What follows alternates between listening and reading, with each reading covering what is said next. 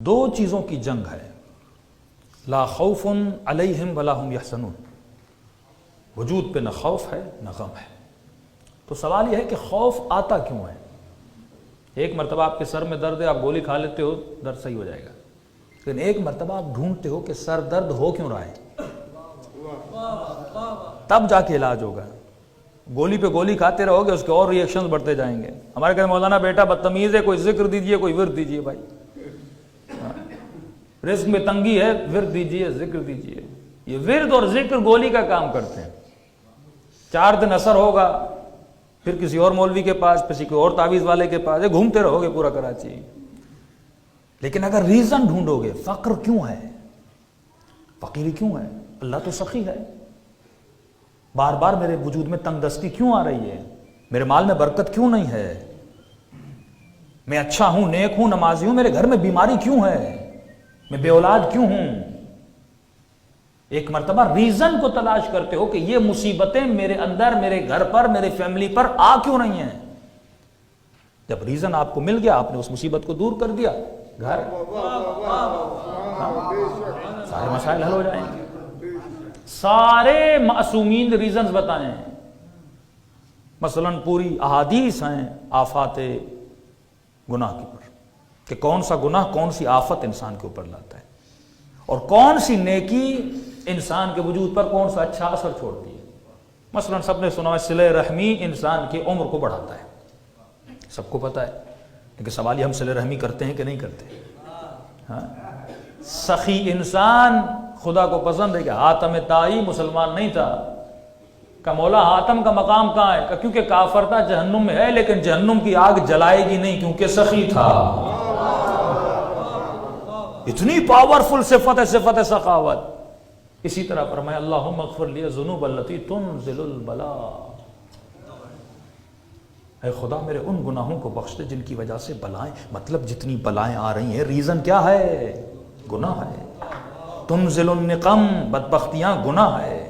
تغیر النعم، جتنی نعمتیں آئی پھر واپس چلی گئیں، کس کی وجہ سے؟ میرے گناہوں کی وجہ سے۔ اب یہ مجھے تلاش کرنا ہے کہ میرے کون سے گناہ کی وجہ سے بلا آتی ہے، بیماری آتی ہے، نقم آتا ہے، نعمتیں چلی جاتی ہیں۔ مجھے اپنے وجود پہ غور کرنا ہے، صبح سے شام تک میں نے کون سا گناہ کیا۔ جس طرح ڈاکٹر کہتا آج آپ نے کیا کھایا تھا، آپ بولتے آج مرغی کھائی تھی یا گوشت کھایا تھا، اچھا اس کی وجہ سے آپ کا کولیسٹرول فار ایگزامپل ہائی ہو گیا۔ اسی طرح انسان کے وجود میں جب بیماری آتی ہے وہ کولیسٹرول کی وجہ سے بھی ہو سکتی ہے، لیکن کسی گناہ کی وجہ سے بھی ہو سکتی ہے۔ تو انسان کو سوچنا چاہیے اگر میرے وجود میں بلائیں آ رہی ہیں، گھر میں نقمتیں آ رہی ہیں، بدبختیاں نازل ہو رہی ہیں، رزق میں تنگی آ رہی ہے، اس کی وجہ کیا ہے؟ یہاں تک فرمایا اگر تجھے رونا نہیں آتا، اگر تو نماز تہجد پہ اٹھ نہیں پاتا، اگر تو ذکر خدا کرتا ہے پر تجھے سکون نہیں دے رہا یہ ذکر، سوچو کہ کون سی چیز رکاوٹ ہے جس کی وجہ سے تمہارا وجود اس لذت کو محسوس نہیں کر پا رہا۔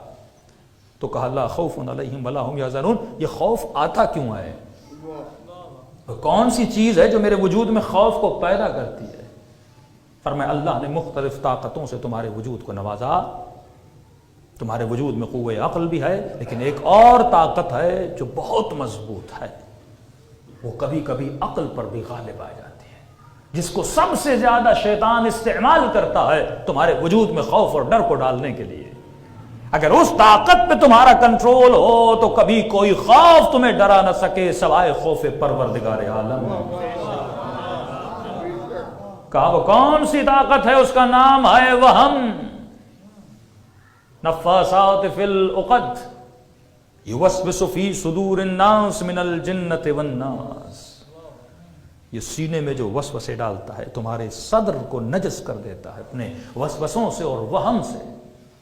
اچھا یہ وہم کیا ہے؟ آپ کہو گے مولانا میں وہمی نہیں ہوں، لیکن میں گارنٹی سے کہہ سکتا ہوں 99% لوگ یہاں بیٹھے ہوئے وہمی ہیں۔ اس کی دلیل دوں گا۔ آپ کے بھائی، آپ کے باپ، آپ کے کسی رشتہ دار کا انتقال ہو گیا اور کہا کہ کل شام کو اس کو دفن کرنا ہے۔ تھیوریکلی سب کو یقین ہے کہ مردہ نقصان نہیں دیتا، ہاں اس کا پوسٹ مارٹم کرو، کاٹو، جہاں پھینکو، مردہ کوئی نقصان نہیں دیتا۔ مردہ بالکل ایسے جیسے کاغذ، ایک ٹیشو پیپر، ایک گلاس، بے جان چیز ہے، جس میں سانس نہیں، جس میں شعور نہیں، جس میں فکر نہیں، مردہ ہے. سب کو یقین ہے. ایک کوئی ایسا انسان جو کہے کہ مردہ نقصان دے سکتا ہے؟ سب کہیں گے نہیں مولانا مردہ نقصان نہیں دیتا. جسے یقین ہے کہ مردہ نقصان نہیں دے سکتا اسے آفر کرو کہ ایک رات مردے کے ساتھ سو جاؤ، چاہے وہ باپ کا جنازہ ہو یا بھائی کا جنازہ، کوئی ایک رات سو کے دکھاؤ. کہتا نہیں ڈر لگتا ہے، یہ وہم ہے.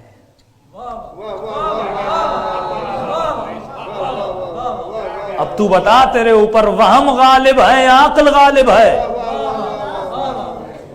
تو پیروے عقل ہے یا پیروے وہم ہے؟ تھیوریکلی تو میں مانتا ہوں کہ یہ نقصان نہیں دے گا، پر پریکٹیکلی میں نہیں مانتا.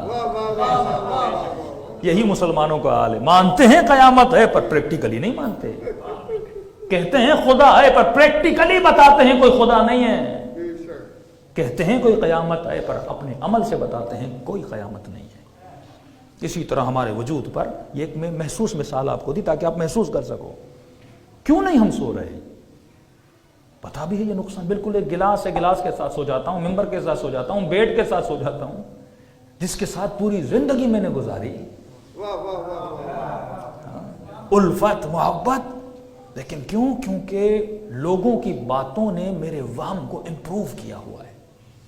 اتنی باتیں کی ہیں کہ وہم غالب آ چکا ہے.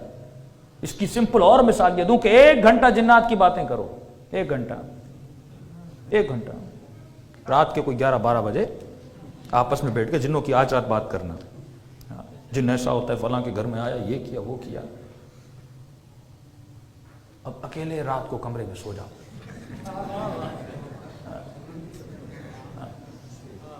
آپ نے اس وہم کو کھانا دیا. اس لیے معصوم کا فرمان ہے کہ فضول باتیں نہ کیا کرو.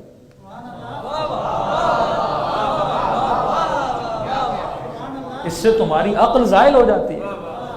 یہ تمہارا کیا جائے، تم نے جن کو دیکھا نہیں، فضول میں باتیں ہو رہی ہیں، کسی نے نہیں دیکھا. اور منع بھی ہے کہ جنات کی ایک خوبی ہے کہ ان کا ذکر کرتے ان کو اچھا لگتا ہے. اچھا لگتا ہے ان کو لوگ ہماری باتیں کریں، وہ آ کے بیٹھ جاتے ہیں، اچھا لگتا ہے ان کو. اب جتنا آپ نے بات کی آپ کا وہم امپروو ہوتا گیا، عقل کمزور ہوتی گئی. اب رات کو سو گے، تھوڑا سا پنکھا بھی ہلے گا، عقل سے میسج نہیں آئے گا، وہم سے میسج آئے گا. ہے کوئی پوری زندگی گزاری عقل کہتا رہا خدا ہے، تو نہ مان کے گناہ کرتا رہا. اور جو نہیں ہے اس کا بتا کے تیرے وجود میں خوف بھی پالتا رہا، ڈر بھی پالتا رہا. اب ذرا میدان کربلا میں آؤ، دیکھو لشکر حسین پر وہم حاکم ہے یا عقل حاکم ہے. ابن سعد پر وہم کی حکومت تھی، سمجھ رہا تھا کہ رے کی حکومت ملے گی، اور کے وجود پر عقل حاکم تھی، تبھی جنت کے پیچھے گیا تھا.